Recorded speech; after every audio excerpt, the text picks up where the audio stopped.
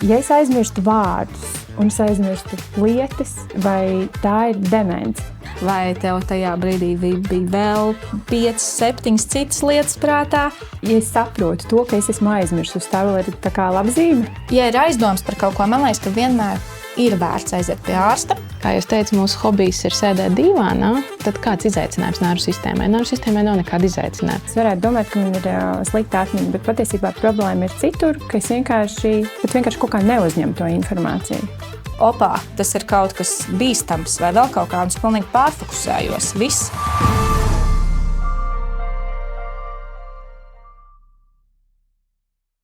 Sveiciens klausītājiem un skatītājiem. Mani sauc Zane, un mēs tiekamies podkāstā Neiromed sarunas. Šodienas podkāsta tēma par atmiņu skaidri un saprotami ar Neiromed plaza ekspertēm, neirodeģeneratīvo slimību un kustību traucējumu speciālistēm doktori Ramoni Valanti un Kristu Lesdovsku. Ja es aizmirstu vārdus un es aizmirstu lietas, kuras tā es esmu nolikusi, vai tā ir demence? Tas ir mīts vai tā ir patiesība? Ir tā, ka, ja mēs runājam vispār par atmiņu, tad par ko ir jāsaprot to, ka atmiņa ir tikai viena no sastāvdaļām no mūsu augstākā intelekta, no mūsu kognitīvām spējām.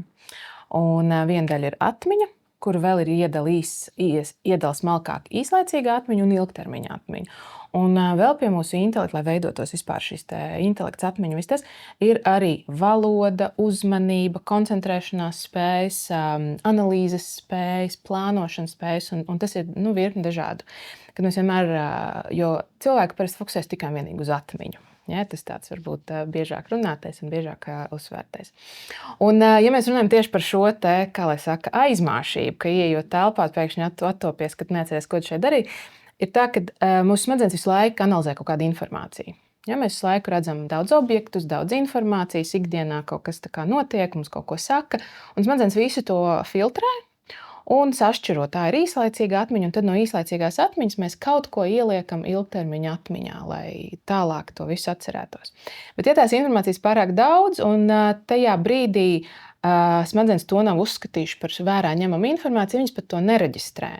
Un līdz ar to dažreiz šī ieiešana istabā un pēkšņi atcerēšanās, tas ir kaut kāds automātisks kustības vai lietas, ko mēs esam runājuši, ko smadzenes pat neuztver, ka vajadzēja noglabāt kā informāciju. Un tad vienkārši mēs to automātiski izdaram, attopamies, ka mums taču kaut ko vajadzēja darīt, bet mēs vienkārši smadzenes pat nebija pievērsušas uzmanību tam, ka man bija uz to jānofokusējās un tas jāizdara. Un tas dažreiz ir no tā pārāk lielā informācijas apjoma, kas mums šobrīd mūsdienās ir ārkārtīgi no visām pusēm tiek bombardēts. Jā, jo viena lieta ir šī atmiņa, un otra lieta patiesi ir tā uzmanība. Ar cik lielu uzmanības apjomu tu piegāji tam uzdevumam, vai tev tajā brīdī bija vēl 5, 7 citas lietas prātā, vai tas notiek, tā jau pastāvīgi un progresē ir jautājums, bet ja tās ir atsevišķas epizodes, par demenci mēs to noteikti nesauksim. Tur patiešām tad ir jāmēģina vilkt tās sakarības, vai tas ir kopā ar kaut kādu trauksmainību, vai tad, kad es neesmu izgulējies, vai vēl kaut kas. Jo ļoti liela, tā tad viena lieta ir šī atmiņa, un otra ļoti svarīga komponenta ir šī uzmanība.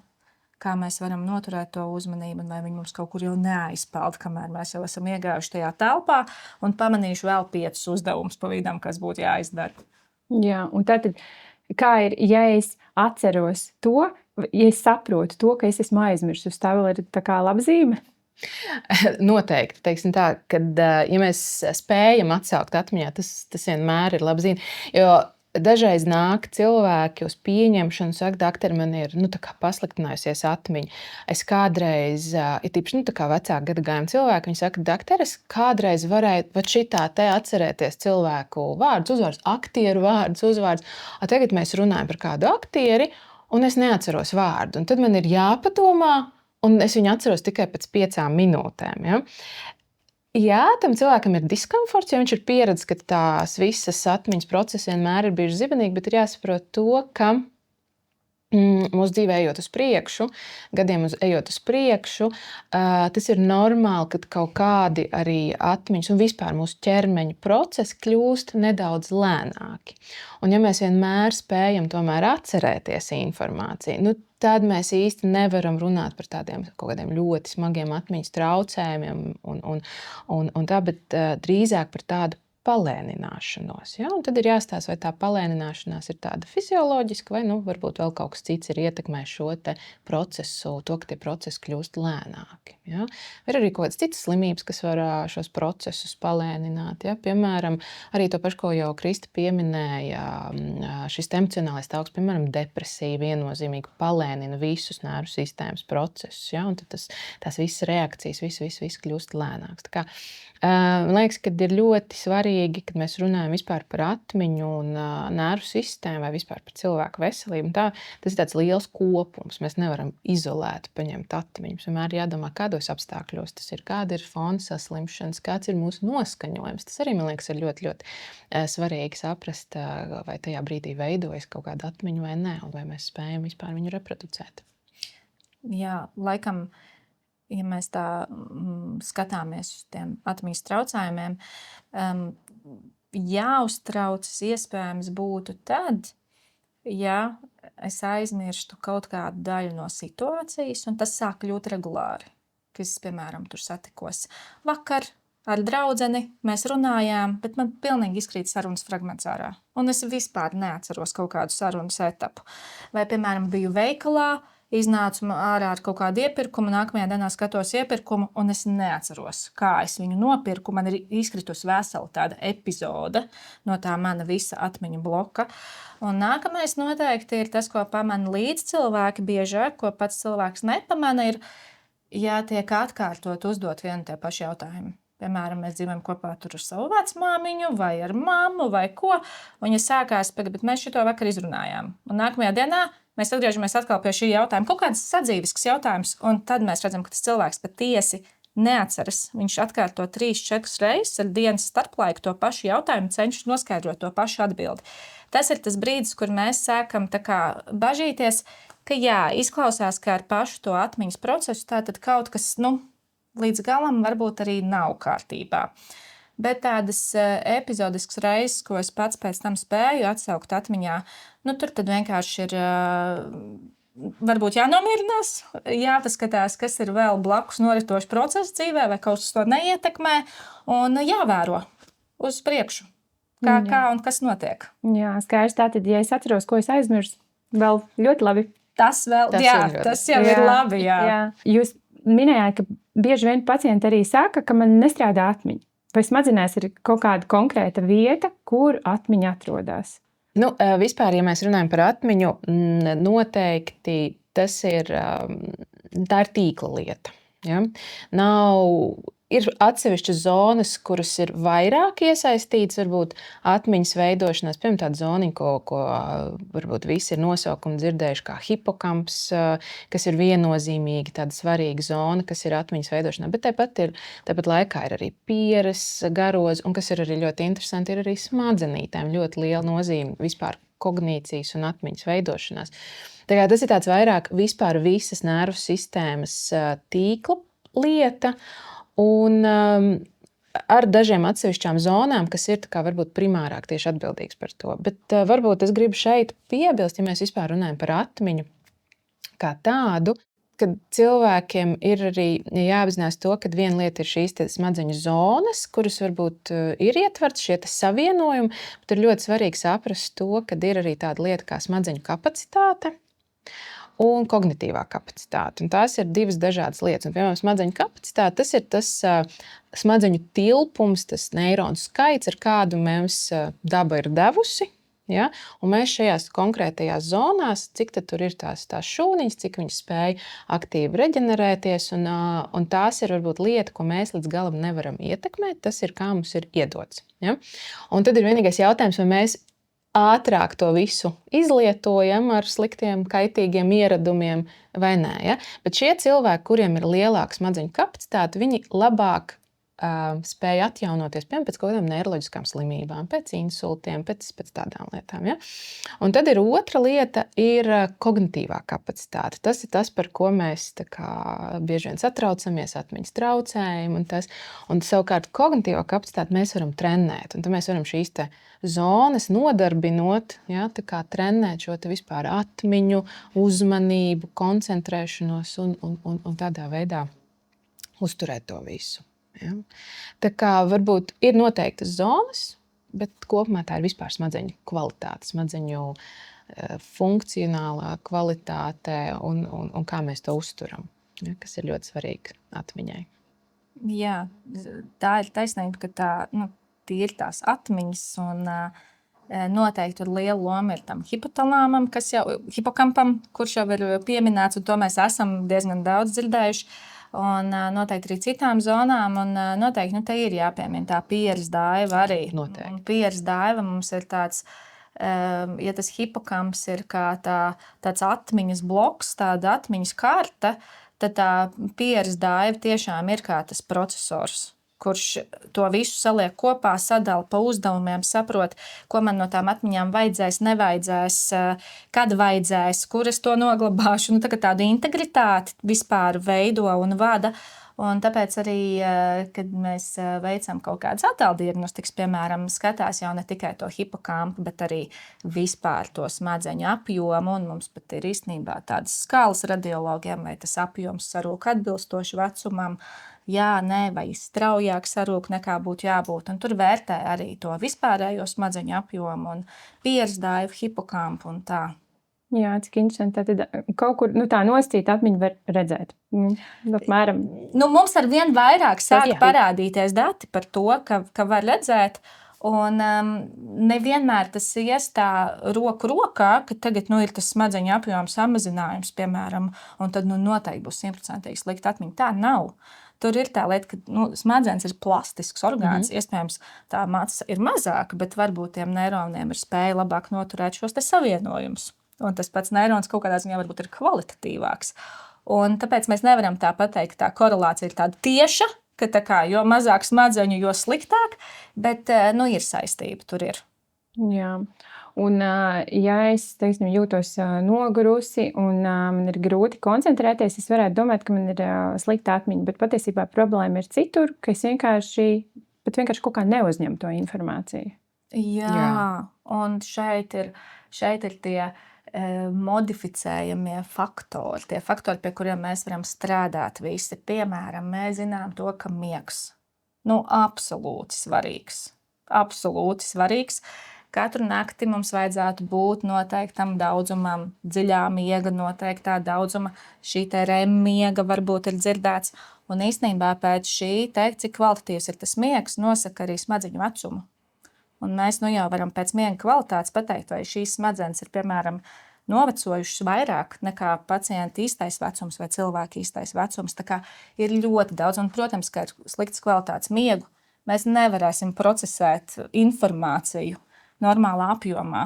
Un, protams, reizēm tas miegs būs traucēts kaut kādu citu saslimšanu dēļ. Atkal trauksme, depresija, daudz kas cits. Un citreiz tas būs mūsu izvēles. Vienkārši ļoti vēlu, neatbilstoši savam iekšējam pulkstenim iet gulēt vai naktsmaiņas, kas bieži vien medicīnā notiek un šādas lietas. Bet jā. Un tas ietekmēs, cik ātri es procesēju to informāciju dienas laikā.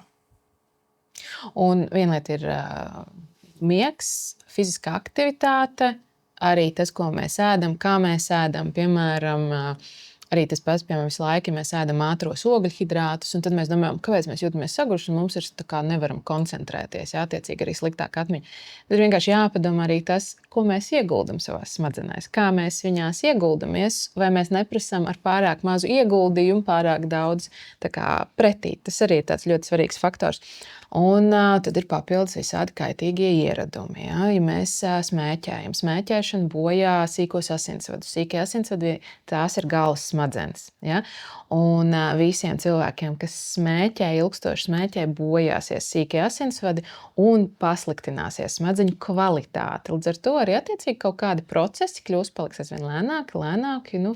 tad ir tālāk jautājums, cik tas process turpināsies, cik dziļi viņš aizies, vai tie būs vienkārši kaut kādi viegli kognitīvi traucējumi, vai tas var pat dažreiz aiziet līdz pat tādai vaskulārai demencei. Ja? Alkohols. Jā, cik mēs lietojam alkoholu. Mums ir ļoti svarīgi to, ko Kristi jau pieminēja, šī pieres daiva, kas ir plānošana, kas ir pieres daiva pēc būtības ir tāds filtrs mums, ja? Un arī uzvedībai. Uzvedība arī ir intelekts un kognitīvā sfēra. Ja? Un alkohols savukārt tieši bremzē un bojā neirons pieres daivā, ja? Kas arī pēc tam atstās ietekmi uz kognīciju, uz uzvedību. Ja? Jo, mēs varam tādu ātru efektu paskatīties, vai mēs esam redzējuši draugu, kur ir kārtīgi ierēbuši. Mēs uzreiz redzam, kā mainās viņu uzvedība un visādi šie procesi. Un tas arī notiek ilgtermiņā galvas smadzenēs. Ja? Līdz ar to ir ļoti daudz dažādi šie faktori, kas ietekmē. Un tad ir jautājums, protams, ko tad mēs sagaidām pēc tam, kad mēs to visu esam darījuši mūsu smadzenēm. Un tad pretī mums ir augsts kvalitātes prasības no mūsu atmiņas. Ja? Tad ir jāsamēro mūsu. Jā, un patiesībā jau pēdējā laikā arī tie dzīves faktori, tie dzīvesveida faktori ir arī arvien labāk tiek pētīti un pierādīts gan tās fiziskās aktivitātes un ietekme, un kas tur tieši notiek tādā bioķīmiskā līmenī, kāpēc tas palīdz. Sāk parādīties tādi izskaidrojumi, un man liekas, ka katram no tiem faktoriem varētu veltīt podkāstu, kā vislabāk ēst, kā vislabāk sportot, kāda veida treniņi patīk smadzenēm. Tas pats miegs, milzīgs temats, un tas viss ietekmēs, daži faktori ietekmēs jau īstermiņā, piemēram, tas pats miegs, un daži faktori ietekmēs ilgtermiņā, piemēram, fiziskās aktivitātes. Protams, brainfoks un tāds prāta migla var pat samazināties diezgan ātri, ja mēs sākam sportot un turam sev tonsā, bet arī ilgtermiņā tā ietekme būs ļoti, ļoti tāda laba smadziņu darbību veicinoša. Par diētu arī, piemēram, ir tāda MIND diēta, kas ir uz vidusjūras principiem balstīta. Tur ir principā ļoti lieli tādi uzsvari uz labajām augstskābēm, omega-3, ogas, kur ir flavonīdi iekšā, kas arī ir kā antioksidanti, un, protams, salāti dažādos veidos, spināti, arugula, viss kaut kas, ko vien zaļu varam apēst, un pupas, lēcas, kas savukārt ietekmē to, nosauksim to zarnu smadzeņu asi, kas veicina to, ka zarnis strādā smadzeņu labā un otrādi. Jā, un es iedomājos par emocijām. Kāpēc ir reizēm tā, ka tādi emocionāli notikumi man labāk paliek atmiņā, savukārt mazāk emocijas, un tas kaut kur pazūd? Un kur tā atmiņa pazūd? Kur tas paliek? Tās emocijas jau laikam vispār cilvēkiem, to jau mēs zinām arī, man liekas, mūsdienu mārketinga pasaulē, ka viss, kas izraisa emocijas, mūsos paliek ilgstošāk, labāk arī tieši tāpēc noteikti ir vislabāk reklamēt caur emocionālo prizmu un tā. Manuprāt, tas piesaista arī mūsu uzmanību daudz vairāk, jo, ja tas man ietekmē emocionāli, es tam pievēršos vairāk. Es nolieku malā tās visas pārējās lietas, man viņas kļūst nebūtisks. Tieši tāpēc arī tā negatīvā informācija bieži vien mums nosēž labāk, jo es tā kā tas ir kaut kas bīstams vai vēl kaut kā, un es pilnīgi pārfokusējos. Viss man uzmanību aizņem šis te, par ko es tikko dzirdēju, jo tas ir kaut kas bīstams, tātad man šis ir jāņem vērā. Vai bīstams vai nepatīkams. Man liekas, tas ir tas, kā mēs cilvēki esam uzbūvēti, ka tās emocionālās lietas mums šķiet, ka vai viņas kaut kādā veidā, un mēs zinām, ka vislabāk arī strādā tas, kas mūs potenciāli apdraud, ka mūsu emocijām šķiet, ka kaut kas mūs apdraud. Tas arī ir tas, ko mēs vislabāk atceramies. Tie noteikti ir tādi aizsargfiltri, kas mums pastāv, bet arī, protams, ka tās labās emocijas, viņas veido šo spilgto atmiņu. Ļoti labi varam, mums ir tā ļoti labā asociācija ar to atmiņu. Mēs atceramies kaut ko brīnišķīgu, ja? Un līdz ar to mēs arī varam daudz vieglāk tajā atgriezties. Jo arī ir interesanti, tas varbūt nav tāds konkrēti ar atmiņu, bet jo ir bijuši, piemēram, kaut kāds pozitīvāks atmiņas vai vēl kaut kas, pēc tam jau paliek vairāk, varbūt nevis tas viss kaut kāds, piemēram, ar cilvēku saistīt kaut kādu notikumu, kur ir bijuši pozitīvi, pēc tam jau pat varbūt atmiņā vairs nepaliek kaut kādas sīkas detaļas, bet tā pozitīva emocija, kas tajā brīdī ir bijusi, un tās visas pozitīvās asociācijas, un tās tad dod. Un tas arī ir, man liekas, ka nervu sistēmā, ja mēs vispār runājam par galvas smadzenēm, mēs nekad nevaram atdalīt vienu sistēmu no otras. Tas viss ir ļoti ārkārtīgi saistīts. Un visi šie emociju regulācijas tīkli, atmiņas regulācijas tīkli un īstenībā kustība tīkli, jo dažreiz mēs visi esam, piemēram, arī pieredzējuši tādu lietu, ka ļoti, piemēram, liels stress vai satraukums, pat kustības, pat veselam cilvēkam, nerunājot ar cilvēku, kuram ir kaut kāds slimība, tās kustības paliek neveiklākas, ja, jo tas viss ir tāds tīkls, un ja, piemēram, galvas smadzenes pārlieku fokusējās, piemēram, uz kaut kādām emocijām, uz bailēm, uz briesmām, skaidrs, kad ir lietas, kuras vairs nestrādā tik asi, un, piemēram, mums kaut kāda bišķīt tādas smalkās kustības paliek sliktākas, jo te ir koncentrēšanās to, ka varbūt mums pēkšņi ir jāskrien prom. Ja? Līdz ar to tas ir tīkli, tiek pārvadīts uz kaut ko citu.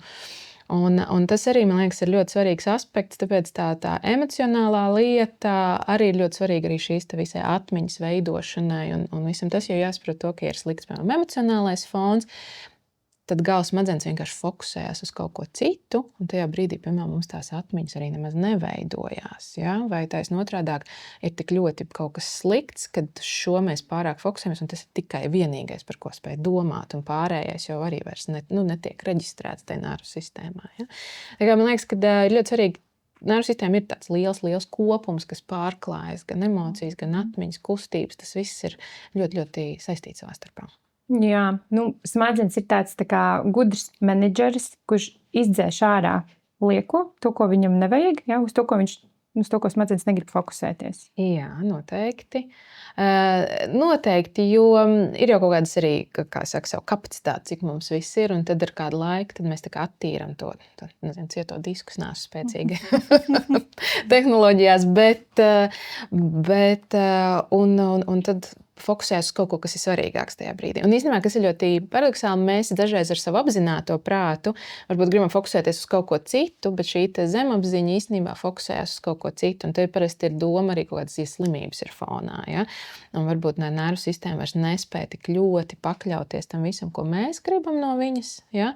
Un tad viņi taisa savus. Un to var ļoti labi redzēt dažādu nervu sistēmas slimību gadījumā, gan tais pašos kustību traucējumus, gan dažādu funkcionālu nervu sistēmas slimību gadījumā, kad vienkārši nervu sistēma pārliek uz kaut ko pārfokusējās, un mēs viņu nevaram pārslēgt. Ja? Jā. Smadzenes mums ir mūsu organisma tāds dārgais dimantiņš. Es vienmēr domāju, kurš orgāns vēl ir tik ļoti kaula apņemts, galvaskauss, vai ne? Nevienam citam orgānam nav apkārt tik daudz aizsargu faktoru, kā, piemēram, tāda tiešām tāda kārtīga kaula cepurīte mums ir principā, un arī tāds bruņas, un arī tas asinsrites un smadzeņu barjera. Arī tas ir ļoti svarīgi, ka mums tas, kas mums to mūsu asinsriti peld, tomēr mūsu organisms ir izdomājis, ka tam ir jābūt bišķiņ norobežotam no tās mūsu smadzeņu vielas, un mēs zinām, ka bieži vien problēmas sāks. Un tad, kad šī barjera ir traucēta, ka kaut kas tur nestrādā, mēs vairāk nevaram noizolēt. Tas organisms nespēja tik ļoti noizolēt to smadzeņu vielu no tā visu pārējā. Tā, tas ir ļoti gudri veidots orgāns, kuru pats organisms mēģina gan pasargāt no tā, kas notiek, un varbūt atfiltrēt to labāko, ko vajag, un tā. Tā kā jā. Jā, gudrais menedžers. Jā. Kur mums pašiem ir jāsargā un arī jāieguldās. Viņam. Jā, un organisms ļoti cenšas viņu sargāt, cik vien var. Jā. Tā, es esmu dzirdējusi tādu apzīmējumu superageri. Ko tas īsti nozīmē? Vai tie ir izklausās kā supervaroņi, vai tie vairāk ir vienkārši vecāki cilvēki, kuri noveco nevis kognitīvi, bet tikai fiziski? Vai kas vairāk apzīmē šo? Tas, man liekas, saistās ar to, ko es pieminēju iepriekš, ir šīs smadzeņu kapacitāte, kas mums ir no dabas dota, un šī kognitīvā kapacitāte.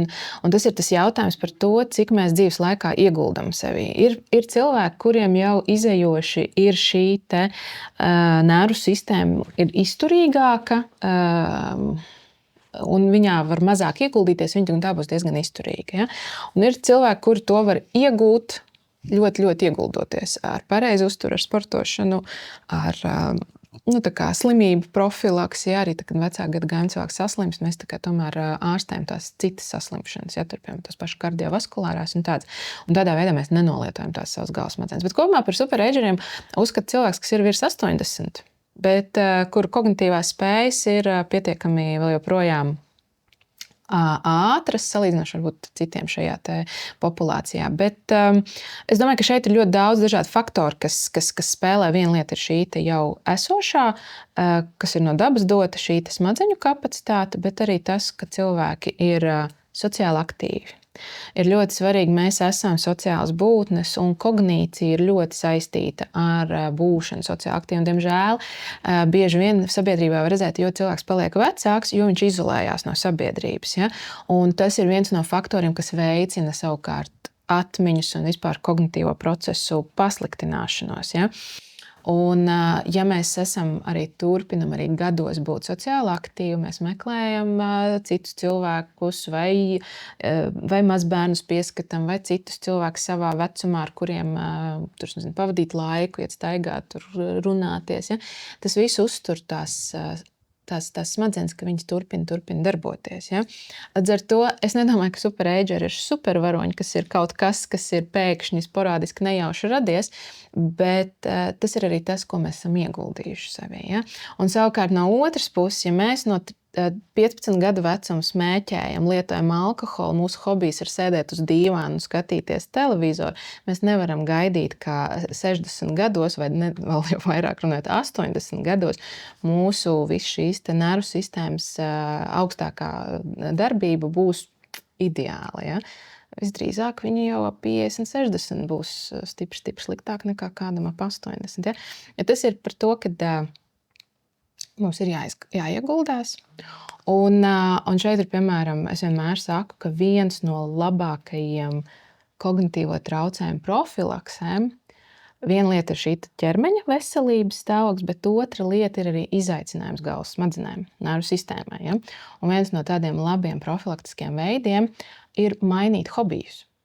Ja? Mēs konstanti izaicinām savu nervu sistēmu, mēs konstanti viņai liekam apgūt kaut ko jaunu, viņu visu laiku, visu dzīvi ir pieradusi veidot jaunus mazus savienojumus. Ja? Un attiecīgi tad vecumā, kad tas ir normāli, ka visi šie procesi paliek lēnāki, viņi tā ir pieradusi veidot nedaudz šos viņi procesi būs lēnāki. Protams, arī superageriem procesi būs lēnāki.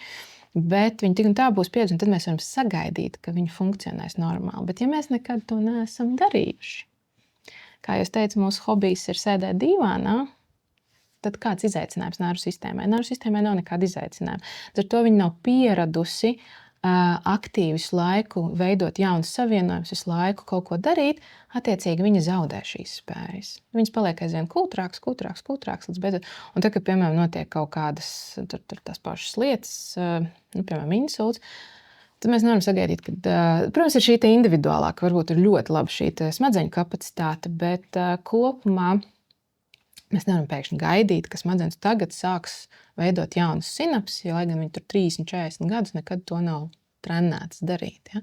Tā kā supervaroņi, protams, ka tas ir kaut kas tāds vienmēr brīnums, bet es neteiktu, ka šie cilvēki nav brīnums. Šie ir īstenībā daļai mērķtiecīgi, daļai nejauši varbūt lietas, uz ko būtu jātiecās lielākai daļai cilvēku. Jā, kopumā, ja mēs skatāmies šo grupu, tad mēs šobrīd runājam par to grupu, kur mēs it kā, skatoties populāciju, sagaidīt tādus vai ne lielākos tādus jau demences riskus. Jo demences galvenais riska faktors ir vecums. Jā. Tad šie ir tie cilvēki, kuri mūs kaut kādā ziņā pārsteidz ar to, ka 70+, 80+ un kognitīvi saglabāti un spēja vadīt uzņēmumus un vēl nesko, vai ne? Viena lieta ir, mums atmiņa ir multifaktoriāla, demenču risks ir multifaktoriāls. Mēs zinām to, ka liela nozīme ir iedzimtībai un ar kādiem riska gēniem mēs esam piedzimuši. Tas ir, mēs zinām to attiecīgi pētot jau demences, ka tas iedzimtības risks tur spēlē diezgan lielu lomu. Un es pieļauju, bet ir zināms, ka šajā grupā ir arī cilvēki, kuriem ir atklāti riska gēni un tik un tā demence neattīstās. Un es domāju, ka tas ir tāds ļoti veiksmīgs apvienojums noteikti visticamākais starp tiem iedzimtajiem riska faktoriem, personības tipu Jo mums jau, protams, ja mums kā personības tipam neinteresē izaicinājumi, un mēs tur esam komforta cilvēki, ir jau ļoti viegli pateikt, ej un meklē izaicinājumus, bet tas jau nav, kādam to ir izdarīt vieglāk. Protams. Ir personības tipi, kuri to darīs jau paši automātiski no sevis un pat apzināti nepiefiksēs. Man tagad ir jāmeklē izaicinājums. Ko es tagad tādu labu varētu padarīt? Viņi vienkārši ir pēc dabas tādi. Un viņi pārsvarā ir arī sociāli un fiziski aktīvi. Mēs zinām, ka tā ir tā grupa, kas ir gados, bet joprojām sociāli, fiziski aktīvi un arī kognitīvi aktīvi. Un te ir tas jautājums, es nezinu, vai ir pētīts, cik ir tā grupa tāda apzināta un cik ir vienkārši, ka cilvēkam patiesībā varbūt ir paveicies ar to personības tipu, ar to savu to gēnu groziņu, kas viņam tur ir salikts, un viņš varbūt bauda tos augļus kaut kādā ziņā neapzināti, un viņam ir noveicies, bet jāņem vērā, ka mūsu paudze, mēs visticamāk dzīvosim ilgi, un katra nākamā paudze dzīvo ar vien ilgāk. Ja vien nebūs kāda ārēja apstākļi, vai neko mēs nevarēsim ietekmēt, vai kā, bet kopsumā tā dzīves ilgums konstanti pieaug. Un līdz ar to man šķiet, ka tā atbildība uz mūsu paaudzes pleciem pret to dzīvesveidu un pret visu gulstās vislielākā, kāda viņa jebkad ir bijusi. Un mēs jau kopsumā gatavojamies, ka pēkšņi nenotiks kaut kas ar veselību, tāds, ko mēs nespējam, kāda akūta saslimšana vai kā, mēs jau gatavojamies, ka kopsumā visticamākais ar medicīnas palīdzību mēs dzīvosim gan ilgi. Un man liekas, ka mēs gan esam tā paudze, ka zinot šos visus faktorus, mums ir viņi jāintegrē un gan ātri tas jādara, lai mēs vienkārši nekļūstam par tādu ilgdzīvotāju slogu ģimenei, sabiedrībā un īstenībā jau visvairāk sev tuvajiem. Mm-hmm. Tā kā jā, un mēs zinām, ka tā tad tie, kas super noveco ar tādu labu kognīciju, jā, viņi ir sociāli aktīvi, fiziski aktīvi un tieši tā. Viņi ir gatavi trenēt, fokusēt savu uzmanību uz kaut ko un visādas tādas lietas darīt. Jā, tad par šiem treniņiem jūs pastāstīsiet vēl mazliet, bet es saklausīju par šo socializēšanos, par vientulību. Vai tā ir, ka vientulība bojā atmiņu vairāk nekā vecums? Tad tā sanāk. Diemžēl vientulība ir ļoti labi sociāla zināms. Izolācija ir ļoti liels riska faktors. Un mēs zinām to, ka tie cilvēki, kuriem ir vīrs vai sieva, viņi tā kognīcija noveco lēnāk par tiem, kur ir vientuļi. Un mēs zinām, ka populācijās, kurās tomēr ir pieņemts dzīvot kopā ar saviem vecākiem un vecvecākiem, arī šeit tā kognīcija, tā atmiņa un tas viss cilvēkiem novecojas daudz lēnāk. Tāpat Itālija, Spānija. Ir zināms, jā, ka viņiem ir mazāks tas gan demences attīstības risks, un tas ir saistīts ar šo vientulību, ar šo sociālo izolētību. Un man liekas, ka mūsu cilvēkiem gados viņiem pat bieži vien tiešām tā mentalitāte un temperaments, viņi grib izolēties. Viņi tik ļoti grib ielīst tajā savā maiņā. Tur nemaz, tur labi pārstājas atbrauciet un viss un tā, bet no tā baigi jāmūk ir. Vienkārši jāmēģina. Mūsu paudzē jāmēģina apzināti jau sēt tā doma, ka nē, man ir jābūt draugiem, man ir jābūt dzīvesbiedriem, draugiem vai jebkam, kas man to sociālo vidi var nodrošināt ilgi. Un ir zināms, ka arī tiem, kuriem ir šīs draugu grupas, kas ilgstoši komunicē un arī vecumdienās komunicē, arī viņiem šī kognitīvā funkcija ir daudz labāk saglabāta. Tā kā par to jādomā jaunībā. Jā, bet ir taču sociālai tīkli, WhatsApp, Instagram, Facebook, kur arī cilvēki komunicē, kā tas atšķirās. Vai tomēr tā komunikācija atšķirās no klātesamības? Man liekas, ka šeit ir ļoti bīstami ieslīgt citā lietā, par ko mēs arī runājām varbūt pirms podkāsta, par to, ka sociālie tīkli var dot arī tādu pārāk lielu smadzeņu stimulāciju, ka viņas var vienkārši uzkārties.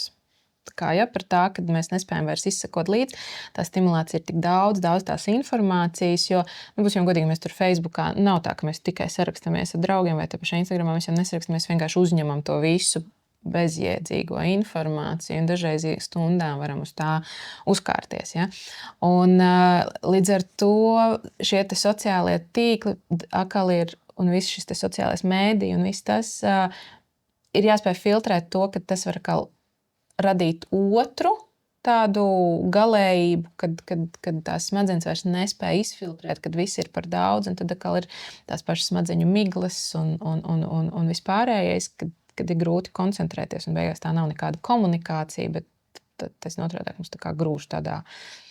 Tas ir tāds, un man liekas, kad ir sev, protams, ka plusi, ka var arī komunicēt, varbūt atrast kaut kādas dombiedru grupas, kas ir varbūt tālākas vai vēl kaut kas, bet ir šī komunikācija.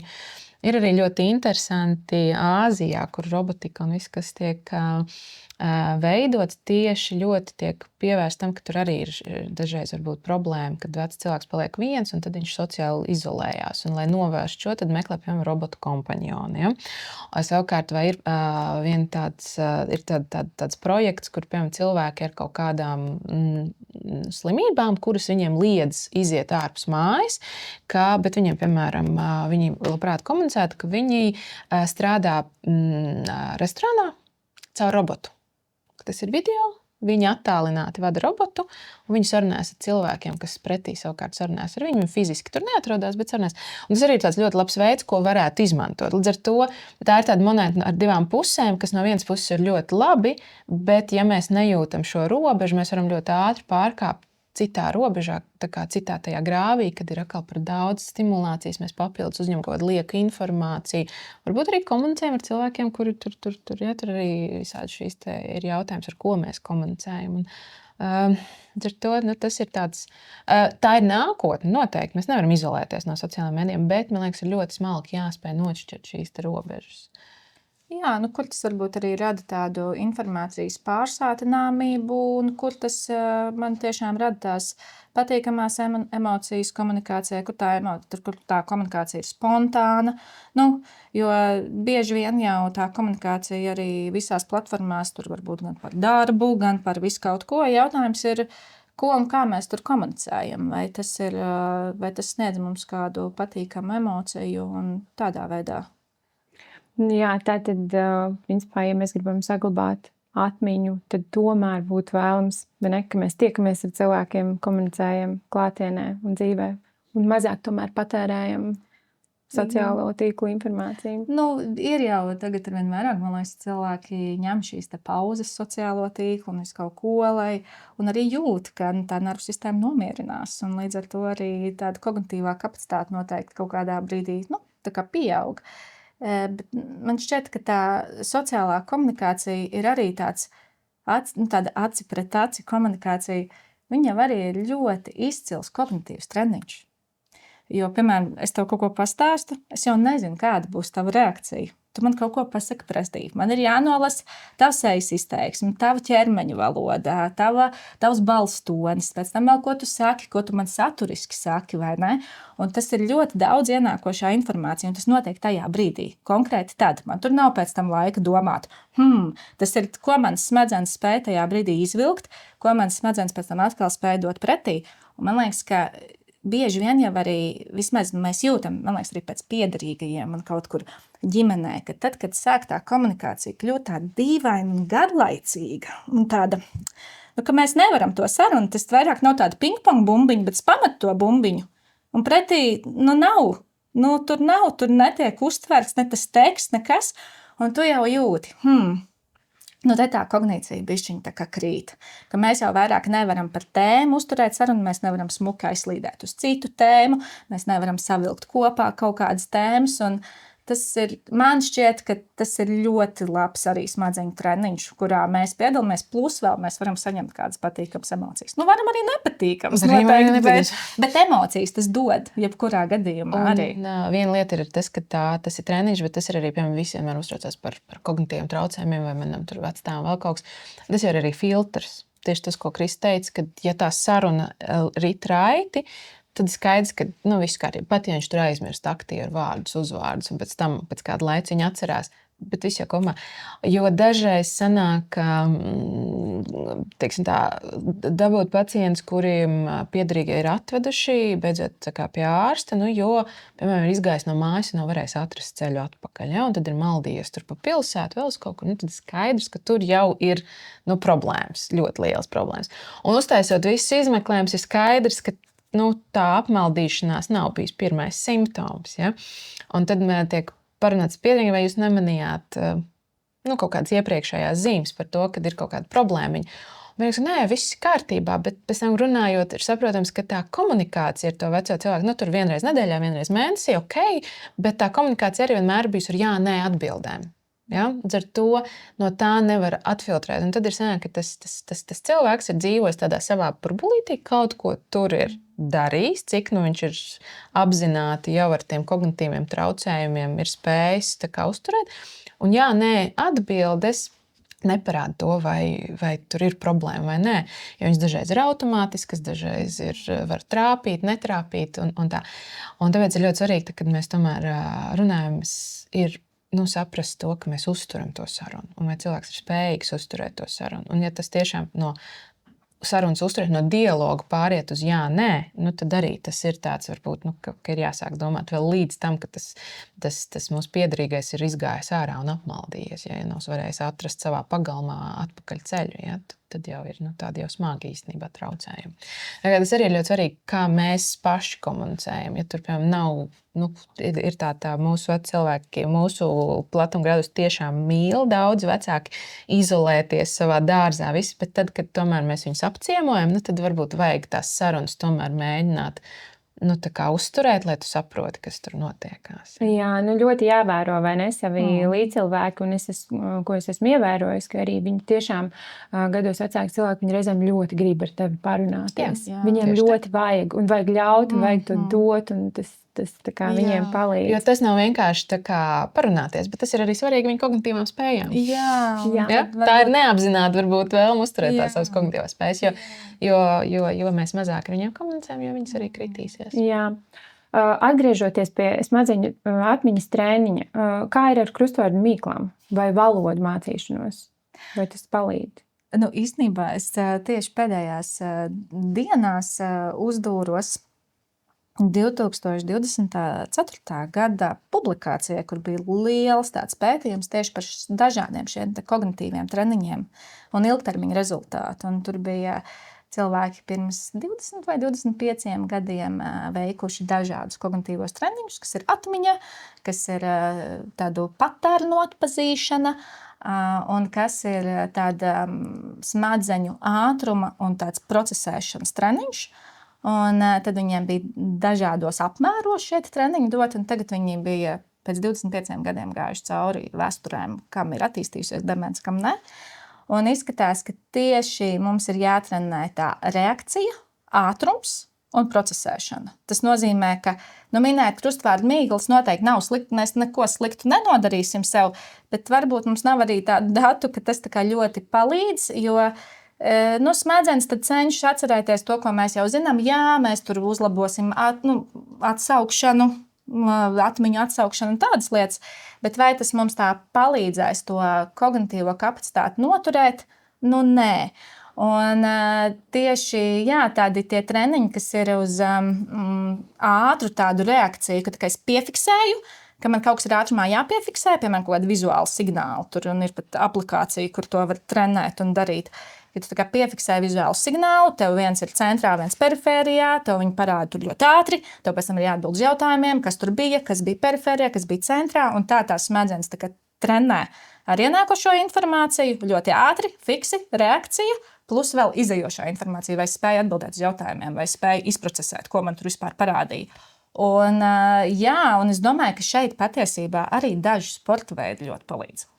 Un valodu mācīšanās, jo tas, ko tu arī aprakstīji par to procesēšanu, ātru atsaukšanu, tās ir svešvalodas, jo mums ir jāspēj uztvert, atsaukt atmiņā, rēģēt. Un ar to valodu mācīšanās tas gan var būt ļoti labs veids. Un īstenībā ir parādīts, ka cilvēki, kuri ir mācījušies, zina 2 vai vairāk valodas, viņiem ir stipri labāk rādītāji nekā cilvēki, kuri runā tikai vienīgi savā vienā valodā, dzimtajā valodā. Ja?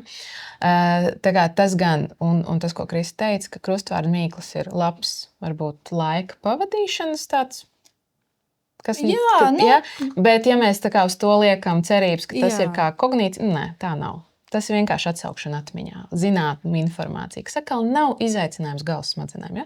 Savukārt apgūt valodu vai kaut kādu jaunu, vai īstenībā to pašu sporta veidu, jo mēs bieži vien uz sportu skatāmies kā uz tādu ķermenisku kā lietu. Ja? Tur sirds asinsvadi, muskuļi un tāds lietas. Bet sports ir muskuļu atmiņa, sports ir kustība atmiņa, kas pēc savas būtības arī ir atmiņa. Viena lieta, ka tas arī uzlabo visu apasiņošanu, oksidāciju, ja galvas smadzenēs un samazina uzlabo šos procesus, apskābekļošanas un tāds, bet otra lieta, tā arī ir atmiņa, vienkārši tā ir fiziskā atmiņa. Ja? Tie arī ir sinapses un visādas tādas lietas. Jā, un es domāju, ka nākotnē jau arī arvien vairāk noteikti pētīs dejošanu un tādas lietas, kur klāt ir vēl tādas komplexas kustības, atkal procesēšana, pamanīja, man ir jāatkārto ātri, tas notiek ātri, man to prasa zimedīgi, tātad man smadzenēm nav laika tur muļļāties vai ko, viņām ir jāspēj reaģēt uz to. Un, jā, tas ir laikam tā reakcija, ātrums, procesēšana ir tie galvenie, kas mums ilgtermiņā tā kā varētu dot uzlabojumu, lai tās kognitīvās spējas pēc iespējas nekristu. Jā, es par sporta veidiem runājot, es iedomājos, es uzsāku jaunu sporta veidu, spēlēju pedal tenisu. Un sākotnēji šo sākot, visu laiku aizmirsu. Kuram tagad jāservē, kurā pusē būs bumbiņa, kur es stāvēju. Un tagad pamazām laikam ejot, es jūtu, strādā. Jauns prasmes. Jauns prasmes, un smadzenēm ir ļoti daudz, kam jāsako līdzi. Viena lieta, kad savs ķermenis ir jāspēj koordinēt, kustēties, bet otra lieta ir noteikumi, reakcijas, pretinieks. Ja? Tās viss ir reakcijas ātrumi. Jā. Mēs jau iepriekš pieskārāmies par to momentu, kad vairs nav normāli, bet varbūt vēlreiz par šo, lai ir skaidrs klausītājiem, kurš ir tas brīdis, kad jāmeklē palīdzību, kad jāvēršās pie speciālista?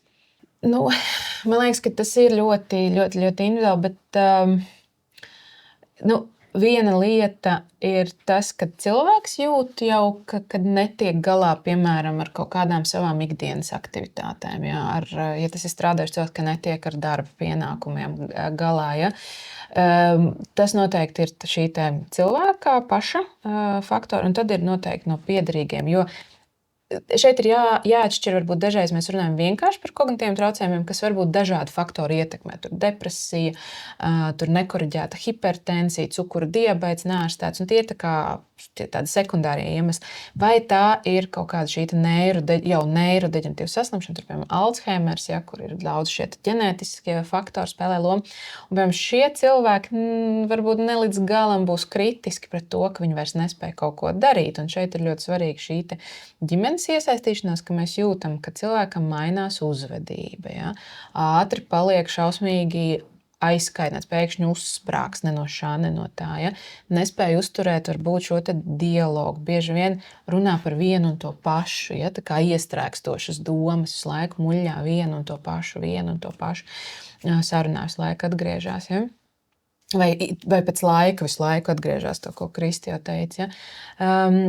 Tad ir ļoti svarīgi. Ir lietas, ko pats cilvēks sāk ievērot, kas visbiežāk ir kaut kādi sekundāri iemesli, vai ja tā ir primāra neirodeģenatīva, tad tie ir noteikti piederīgie, kas ievēros. Ja? Kad sāk apmaldīties, sāk nespēt uzturēt sarunu, ja? Kaut kādas tādas lietas noteikti.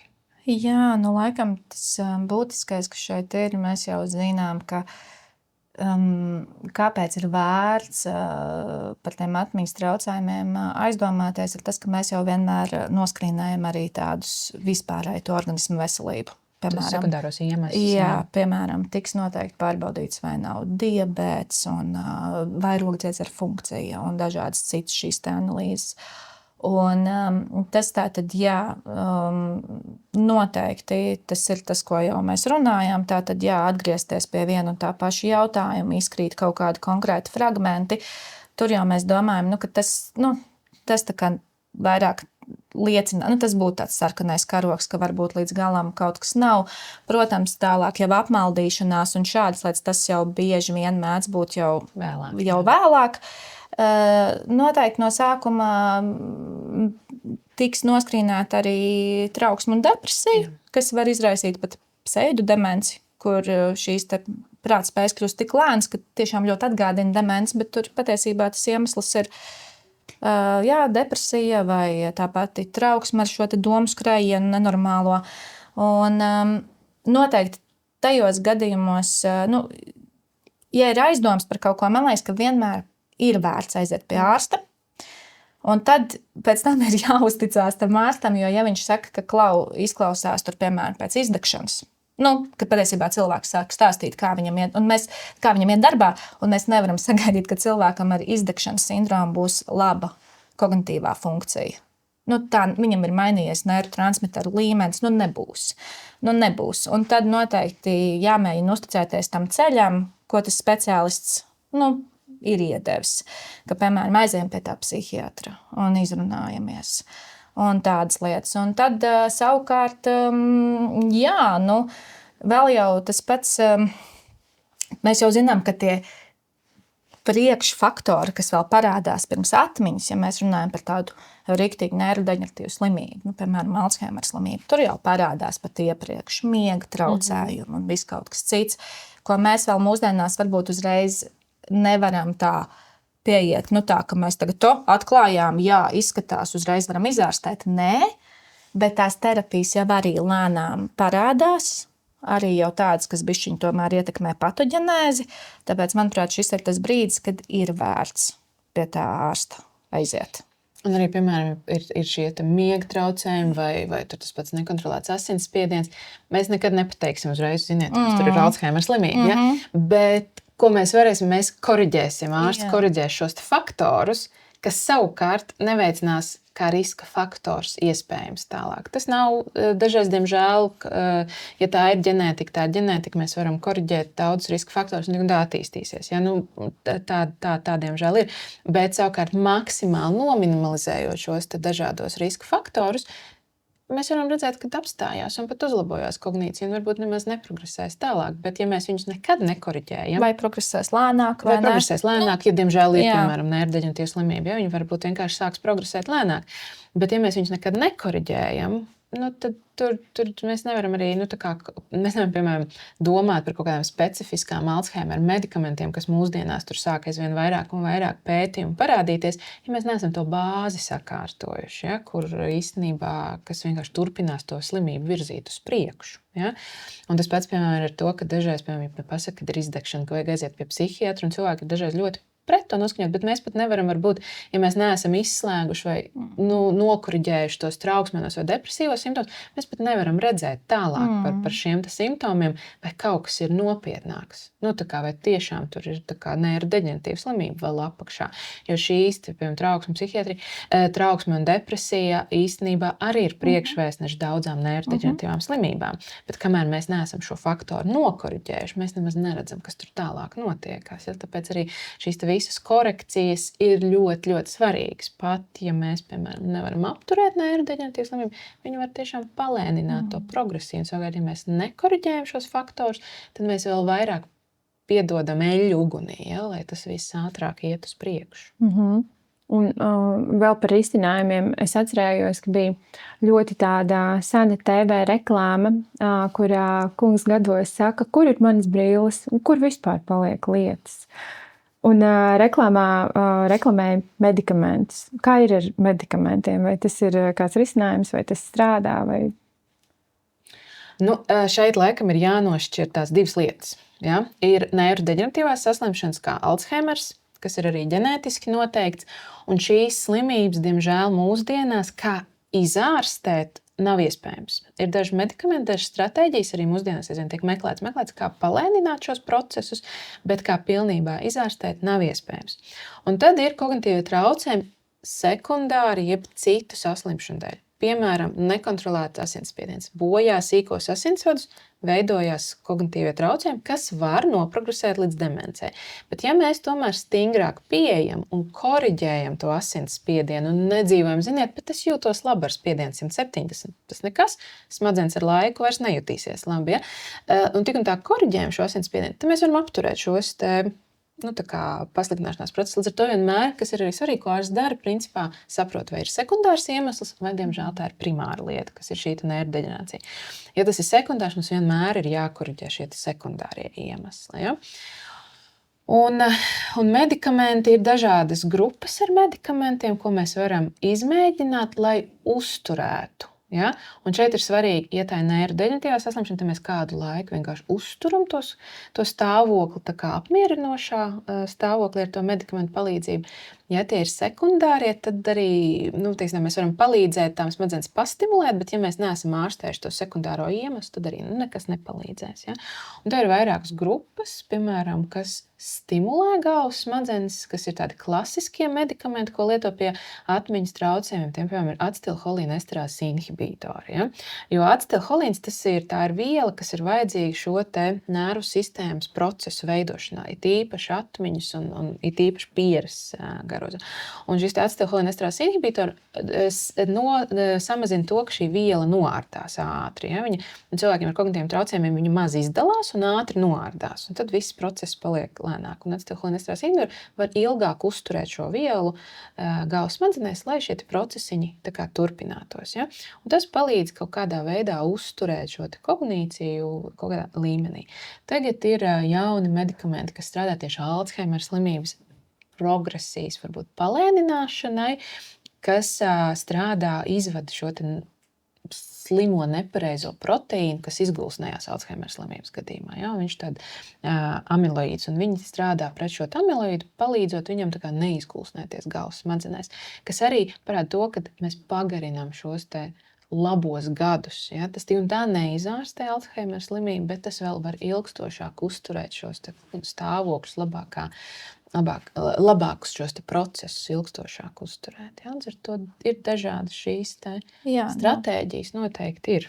Kā iejaukties un mēģināt to visu uzlabot, ir noteikti arī dzīvesveida ieteikumi dažādi, arī tāda, tā dzīves vides telpas iekārtošana, dažādi tādi padomi, kā pacientam maksimāli uzturēt to kognitīvās spējas.